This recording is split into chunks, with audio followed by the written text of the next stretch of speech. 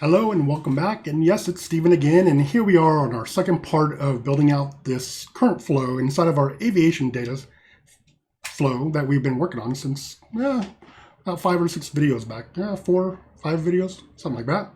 But last time we left off, we came across a little hiccup here, which is inside the query record, we weren't able to process the flow file through our query. So a couple things we can do. Let's just get in our query or get a couple more files real quick, process through the top here in the JSON, or inside the Jolt to transform JSON. Got a couple here, there we go, we're good to go right now. So one thing we could do is, maybe we need to do a select star all from flow file. Let's just see if we can do everything, right? Is it going to work? And what? It is not liking that one already. Oh, make sure you spell it correctly. There we go. All right, so back to where we are here. So it's ready to go. We can go ahead and run one. We still have this error from before. As we can see, it's not being super helpful right now. And if I check out my error logs inside of NiFi. All right, welcome back. So I just decided, you know what, we'll just jump on over to Portainer. So I'm using Portainer in the background to manage all the containers I've been creating in my settings and stuff like that. Just a nice little easy way to do it. Definitely do it from the command line, but yeah, after a while you can quickly move around and navigate in here, so it just helps out. So if we look at our log file, this is the log file for our NiFi server. And turn off auto refresh so it doesn't bounce around on us. We can scroll up here to, here we go, where the error is. So error while parsing statement. Here's our statement here. We can see that the time part did work because it's showing us the result. And then it gets down to altitude. So it's telling us here that column altitude not found in any table, meaning that before when we were over inside NiFi and we were looking at the data set that we had, right? So we do know altitude does exist in this data, but it only shows up in the live section of the data itself.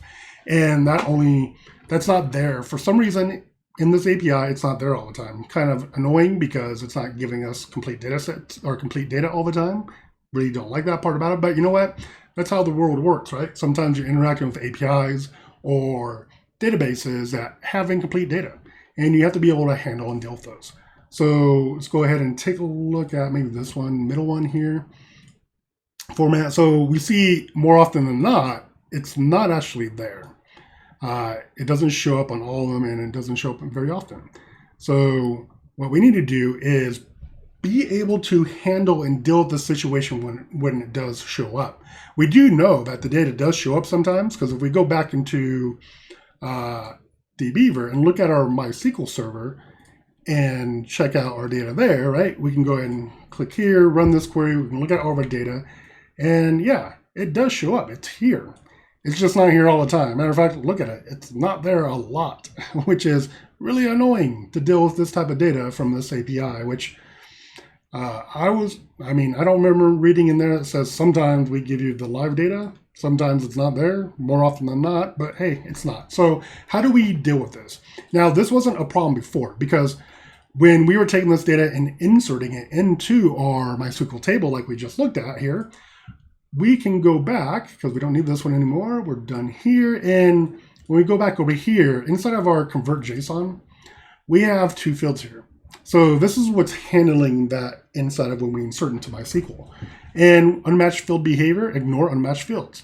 And unmatched column behavior, fail on unmatched columns, or if we wanted to, we could ignore them or warn on them, just like the other one, right? So when it's looking for that field, that column name, and it comes across it in that field behavior, if it doesn't see it, it just deals with what it does see and works with those. So it's not an issue when we go and insert them in there. But over here, it is becoming an issue because this query record over here, it really doesn't like the fact that we're telling it to run a select on something that doesn't exist. And from its point of view, unlike over here where we can insert data that way, normally when you do a select query, whether it's inside MySQL, MS SQL Server, or whatever, right? When you try to select on a column that doesn't exist at all in the data set, you'd normally get an error. It doesn't work. And that's what we're getting here, because when it looks through this data set, it's not seeing it. Now, it could exist somewhere in there, but if it's not existing on that first one or two, well, it's going to treat that as, well, it's not there. So how do we deal with this? Well, what we really need to do is, knowing the fact that, yes, sometimes we get it, sometimes we don't, we need to normalize our data going into this processor. And there's one way of doing it, and there's a couple ways of doing it, and we're going to work on one of them. So let's go ahead and set things up for how we're going to handle it. Now, we don't have to make a change in the Jolt transform. Keeping in mind, though, we could really accomplish all this inside of here, but let's move on because we want to experiment with other things and use other processors and figure out how to get around these annoyances. So let's normalize our data. Well, one way we can do it is, this is a query record, right? We have a record reader and a record writer. Now we know the reader side is what the issue is right now, because it's trying to do a query against data that's not there, which is giving us our problem. So how do we handle that? Well, when we jump on over to the reader, let's go back over there. Let's go ahead and disable this reader. Give it a second, and let's go ahead and look at configuration again, because there's some things in here we can work with. Now, inside of this configuration, we do see that we are going to keep using the JSON tree reader. We're definitely going to use this one, but we're going to change up how we utilize it now from what we were doing before.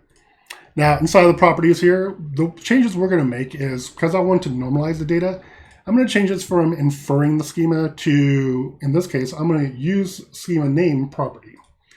I'm going to hit OK. There's other options in there as well. So you had a Confluence schema somewhere that you can grab it from, infers there. You can get it from the text property as well. But in this case, I'm going to use it from the schema name property. So that's this one right here. Now, right now it's populated with schema.name. But I'm going to manually put that in there, because the only alternative would be is somewhere in my flow, I would need to add this as an attribute to my schema, or to my flow file, so it knows how to so it can pick that up from the attribute, right? That's what it's trying to do here, is grab it from the attribute. Well, that attribute's not there. So we're just manually going to create one called, and we're going to reference the one a new schema we're going to create called json.flights. There we go. So that's what we're telling it to go look for. Well, let's go ahead and hit apply.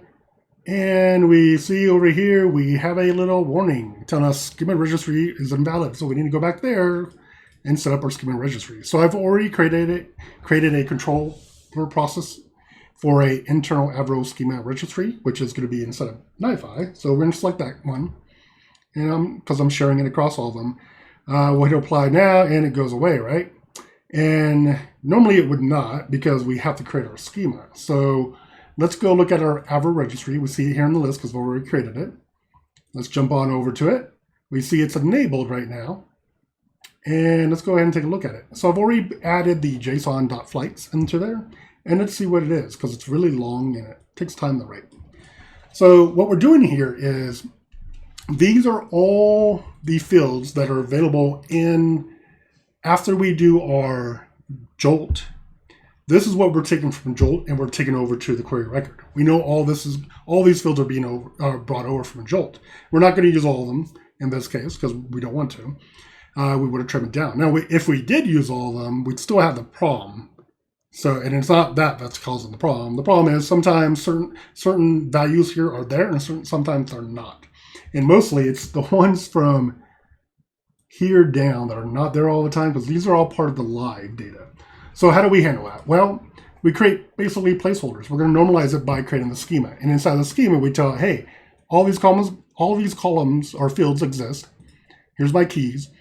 And if the value is null, or if it doesn't have any, by default, it defaults over to null.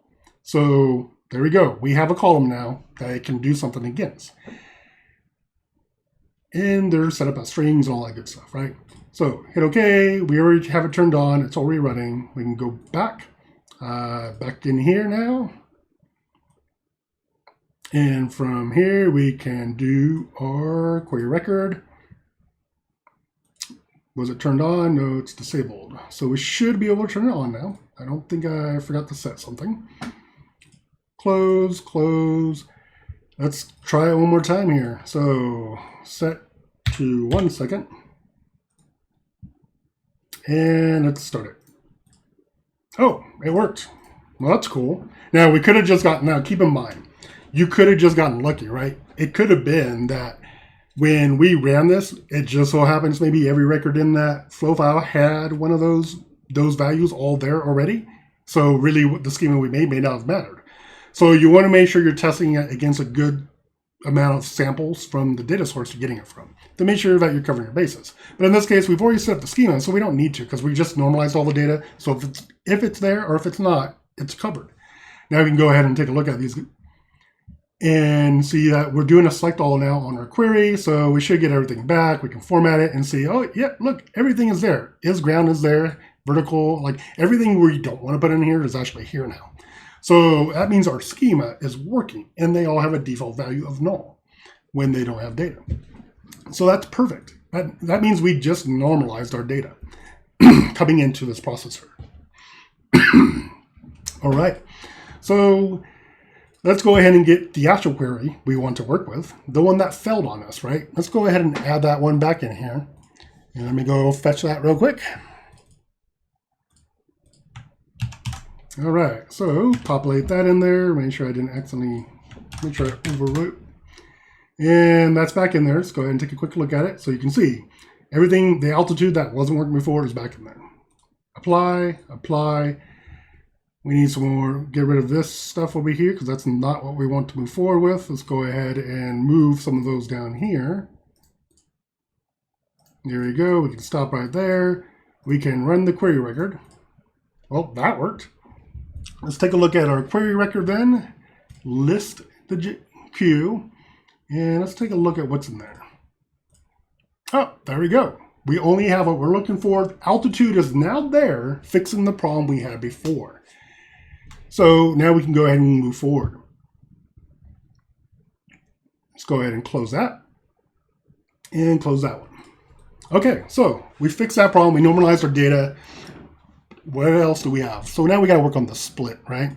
So I told you before in the last video, the reason we need the split is because this put Elasticsearch HTTP already does its own batch. We can tell it how many individual flows files to include in a single transaction.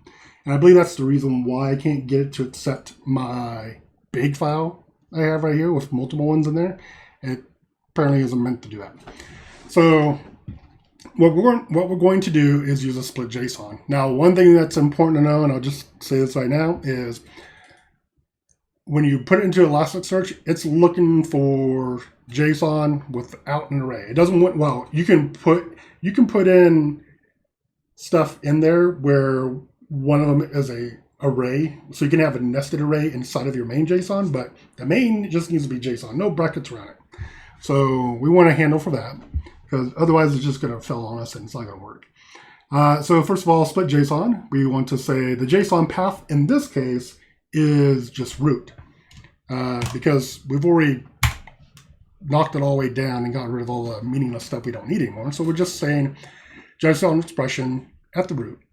Give me that. All right. So from there, we're done configuring that one. We can go ahead and, sorry, we're not done. We need to take care of the failures and the originals and create a relationship for the split. And there we go. Now it looks like it's set up correctly. We can go down here next and let's configure our put HTTP for Elasticsearch. Okay, so first thing it needs is Elasticsearch URL. So the server's not, doesn't have encryption or password authentication or anything like that going. It's just open.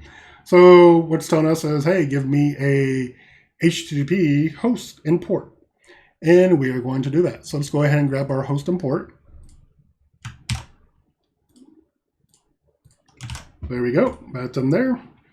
And then the other things we're going to be doing is we should be okay on our connection timeouts and response right now. So the other thing we need to do is where are we going to put these? What index are we going to put these documents into, or these records into?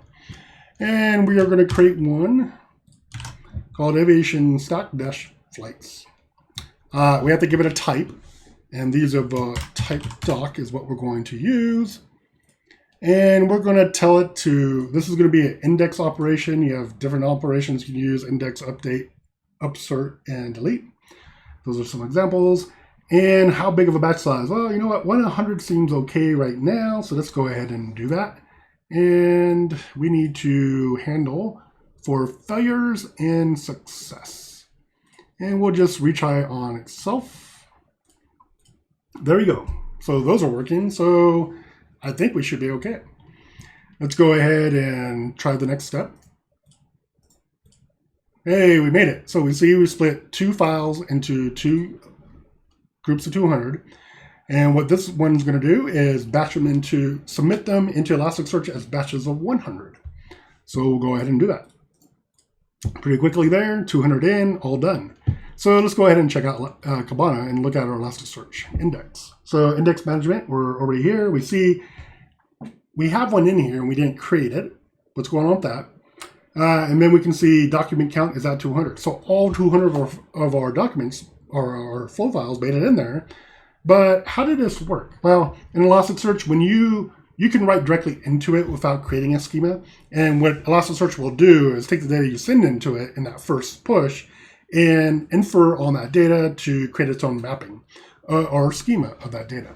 And we can see that here. If we click on the index itself, we can go over to mappings and we can see the schema that it has created. So we have our airlines, our airport, so arrival, departure, flight, insert. So all those are there. So they can be changed and edited as well.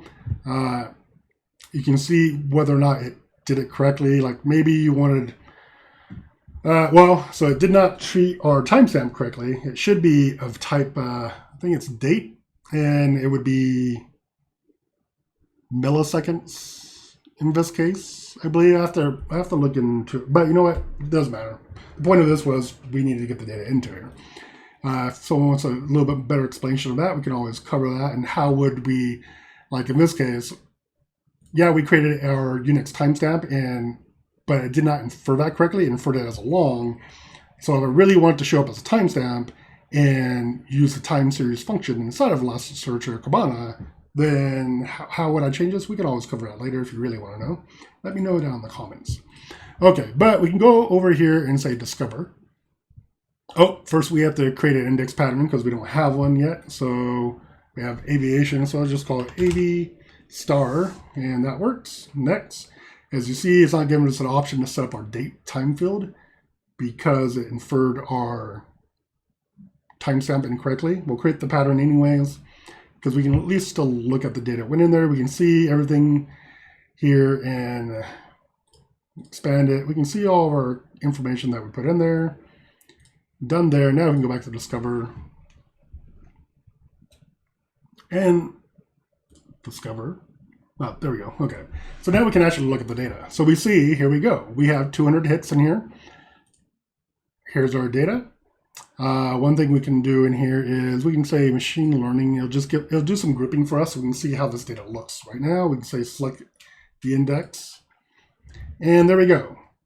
So we have a column called index insert timestamp.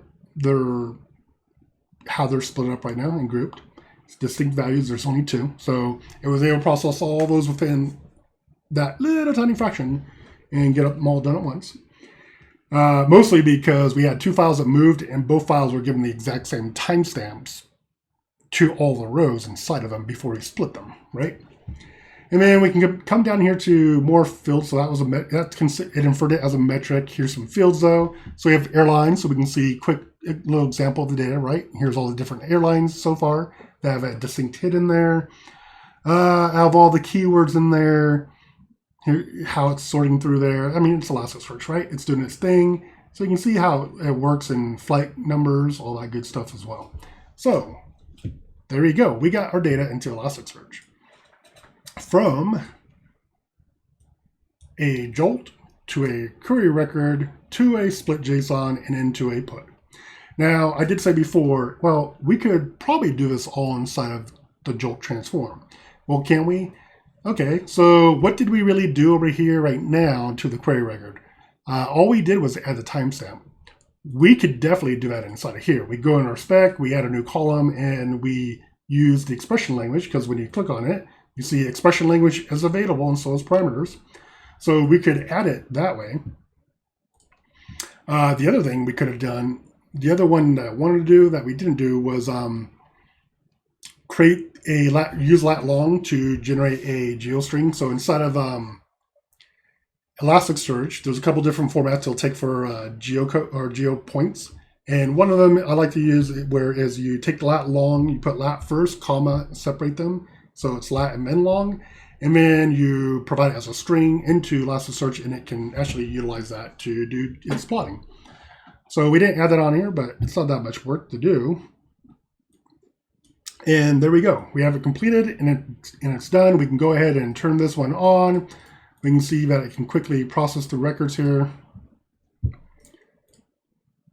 Turn this one back on, so let things flow. There you go. So continually working away here and working on that stuff. If you got any questions, definitely feel free to utilize the comments there. I can't answer all of them all the time, but I'll try to answer them to my best ability and try to keep up with them when I can. And please remember to hit that subscribe button down below. Consider subscribing to the channel so you can be made aware of new videos. And if you're liking the content, hey, why not? And I will set up, I haven't decided yet. I want to get Kafka in here sometime soon. Hopefully in the next video, maybe the one after that. I have to take care of some resource planning for that. And then hopefully we can add in here. But in the next video, I think we might start jumping over and working with another API as well. Because one problem I'm not liking with this API is I wanted to work with lat long and stuff like that a little bit more to do some other things for how we process through data and stuff. But when the data source we're pulling this from doesn't have that there, not just sometimes, but like a lot of the time it doesn't have it there, well, it makes it a little bit hard to work with that, right? So we might switch over to a data set that I have for USGS data, so the United States Geological Services, and they have an API as well, and their APIs are on. They provided an API on earthquakes. So we'll take a look at that, connecting to it, grabbing that data, grabbing it so that we don't get duplicate data from them all the time, and playing with that.